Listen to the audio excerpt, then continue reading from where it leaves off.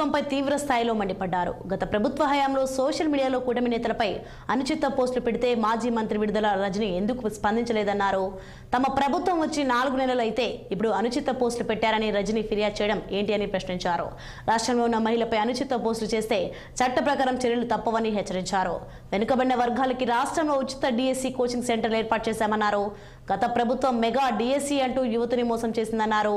Social మీడియాలో అసభ్యకరంగా పోస్టులు పెట్టిన వారిని అరెస్ట్ చేసే అక్రమ వైసీపీ నేతలు అరెస్టు అంటున్నారని మండిపడ్డారు.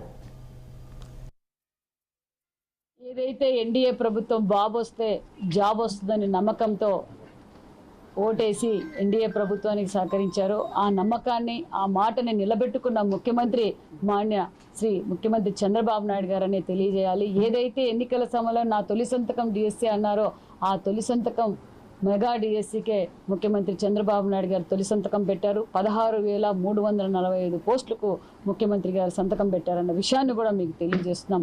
అదేవిధంగా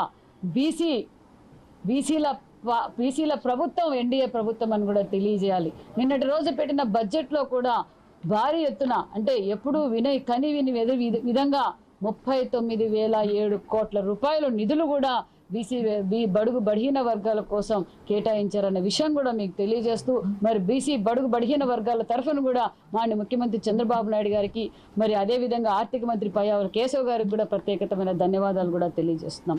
అదేవిధంగా ఏదైతే ముఖ్యమంత్రి చంద్రబాబు గారు మెగా డిఎస్సికి సంతకం పెట్టారో అదే రోజున మేము కూడా, ఎందుకంటే గత 5 సంవత్సరాలుగా గత ప్రభుత్వంలో జాబు ప్రతి సంవత్సరం మెగా జాబ్ క్యాలెండర్ అని ఎన్నికల్లో ప్రచారం చేసుకుందే తప్ప మెగా డిఎస్సి కాదు కదా, ఏ ఉద్యోగం ఇవ్వలేదని ప్రజలందరికీ తెలుసు.